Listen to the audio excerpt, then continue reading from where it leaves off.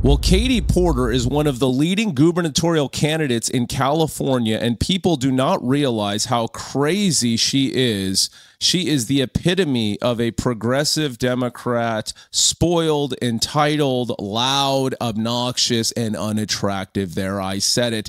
Let's get right into it. Katie Porter being asked basic questions about appealing to constituents that are not stupid Democrats. Listen to this.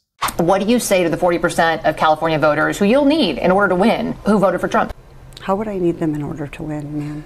Well, unless you think you're going to get 60% of the vote. You think you'll get 60%. Everybody who did not vote for Trump will vote for you. That's what you're thinking. In a general election? Yes.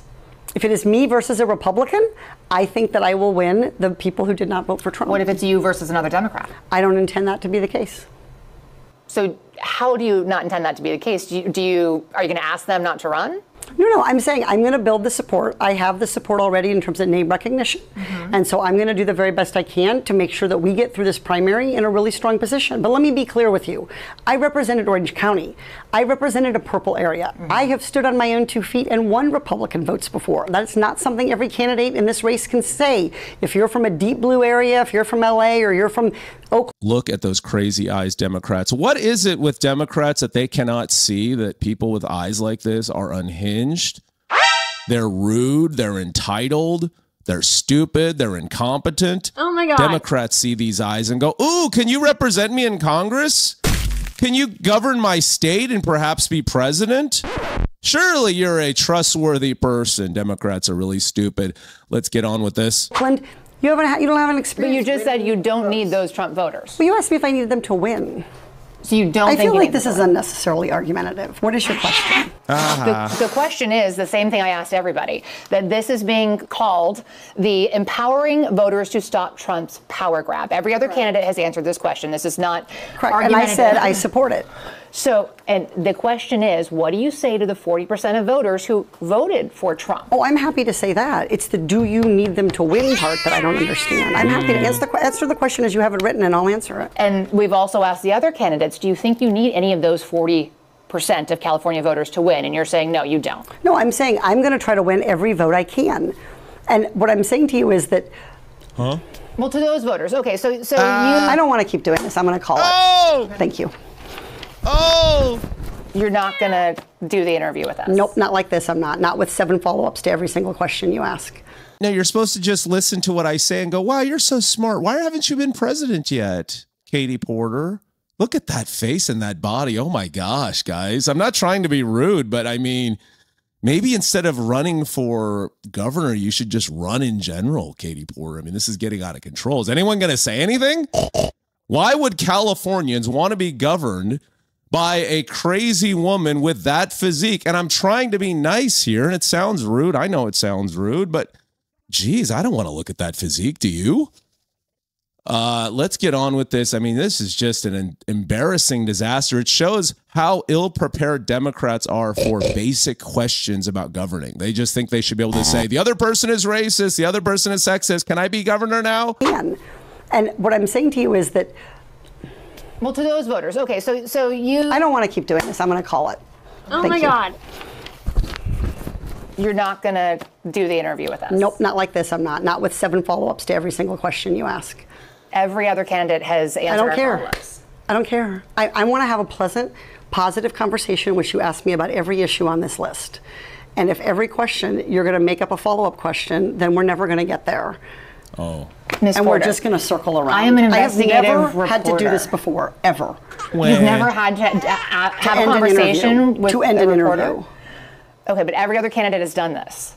What part of I'm me? I'm running for governor because I'm a leader. So I am going to make... So you're not going to answer questions from reporters? Okay, why don't we go through? I will continue to ask follow-up questions because that's my job as a journalist, but I will go through and ask these, and if you don't want to answer, you don't want to answer. So nearly every legislative... I don't want to have an unhappy experience with you. Oh, she doesn't want to have an unhappy experience. Just agree with whatever she says, journalist. Just nod along like all the other stupid hack journalists do. Come on, stop challenging her with follow-up questions. You're just supposed to nod along and say, great answer, and then clip it up so she looks intelligent. Put some filters on it so she looks skinny. This is the worst kind of person for governor. This is the worst form of leader. No grace, no humility, just diva raging energy from somebody who weighs more than most guys do. And I hate to go there, but it's just like, what are we doing in California? How is this person not disqualified on looks alone? And I know that seems mean, but really, diabetes. I thought politicians were supposed to be charming and good looking. I'm looking at Katie Porter and saying, what is going on? Diabetes. We got the dumbest state here in California. Let's finish it up with her. I don't want this all on camera. I don't want to have an unhappy experience with you either. I would love to continue to ask these questions so that we can show our viewers what every candidate feels about every one of these issues that they care about. But I don't want that, Katie Porter says. I want you just to say amazing things about me. I'm a woman. I'm a big woman. I'm carrying a lot of extra weight around. I want you to say glowing things about my qualifications. Here's Katie Porter talking about how her daughter was worried about not being able to get an abortion after she was beeped. This is insane. Look at these Democrats. So on election night, I went to pick up my daughter from water polo practice, and she's 12, and she got in the car and she was crying. And I said, did someone punch you? Like, water polo is a rough sport. I was like, did someone hit you? Did the coach yell at you? What happened? And she said, Mom, Trump won. Trump's going to win. And what if I get and I need to have an abortion? This is from a 12-year-old, my 12-year-old daughter. And so it was really a reminder of how scary this time is for people and how important it is for Democrats to have strategies, both at the state level and the federal level, to make sure that we can continue to protect people's rights. My detector test determined that was a lie. No, this is a reminder that crazy Democrats are horrible parents. You have no business governing people. You can't even govern your own household. In your own ridiculous story, your daughter is coming to you crying, thinking, Mom, what am I going to do after I'm raped to kill the baby? How am I going to kill my baby, Mom, after I'm raped because Democrats let somebody out of prison to go rape me? What am I going to do, Mom? This is what is in Democrat kids' minds because of their crappy parents. And you know her household's a disaster. The divorce records make it very clear. Some guy actually married Katie Porter, believe it or not. His name's Michael Hoffman. And he says she's abusive and she's mean. It's like, yeah, obviously. Have you seen her eyes? Have you seen her temperament? Have you seen her physique? She frequently abused him verbally and threw toys, books, and other objects at him during their marriage, even pouring scalding hot mashed potatoes on his head during a fight, according to divorce records, calling him an effing idiot and effing incompetent. Now, I agree with that, Michael Hoffman, because what the hell were you thinking marrying her? There is something wrong with you. It says right here, she shattered a glass coffee pot on their kitchen counter in March 2012 when she felt their house wasn't clean enough. Look at how she treats her kids. Her own kids, she tells her husband, why can't you keep them away from me? She tells her own son, get out of my face and leave me alone. I can't believe this guy actually had kids with her. She also has extreme anger. I mean, that's just obvious. Berates me in front of the children, often uses profanity, saying, you effing idiot. She would not let me have a cell phone because she said I was too effing dumb to operate it. You are too dumb. You married Katie Porter. When she gets angry, she'll claw and scratch her arms and then say to me, look what you made me do. She's a demon. You married a demon. The children began spitting at me and calling me bad daddy.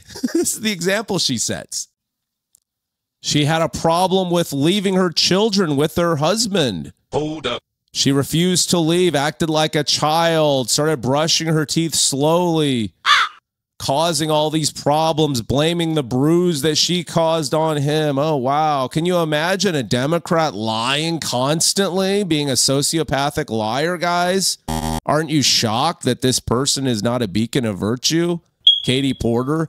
Even her staffers hate her. Oh, my God. The staffers that are dumb enough to work for her stupid campaign. Sasha, I cannot allow you back in the office given your failure to follow office policies. She says below, well, you gave me COVID. In 25 months, it took you not following the rules to get me sick. My children have nobody to care for them. She's blaming her staffer for giving her COVID. Everyone was giving everyone COVID. This is how Democrats are, though. They blame everybody. Would it surprise you to know that Katie Porter uses racist language, ridicules people for reporting sexual harassment, is a piece of crap behind the scenes? Would that surprise anybody here? She's probably dropping N all over the place back there. You know how they do it. Democrats are pieces of crap. Even here, one of her staffers, she treats her staff so abusively. She's prone to fits of rage, regularly disparages anyone who even slightly disagrees with her or displeases her, and is incredibly arrogant, mean-spirited, and petty. It's narcissistic abuse. Yeah, so why are you a Democrat? Why are you working on our campaign, you stupid idiots? Why are you still working with these people? Diabetes. Why doesn't that awaken you to the fact that you're working with pieces of crap, demonic pieces of crap? So just to show you, I mean, she's an evil woman, a crazy woman that's leading the governor race. One of the top candidates right now. Let me also show you, she has no clue what she's talking about. This is someone that was educated at Yale and Harvard Law School. Okay, the creme de la creme. And she can't even defend herself against Piers Morgan, who is a complete idiot.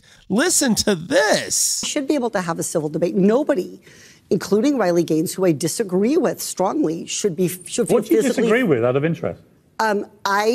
I think that it should be up to sporting bodies to make the decisions about who and how should compete. What has she said that's actually wrong?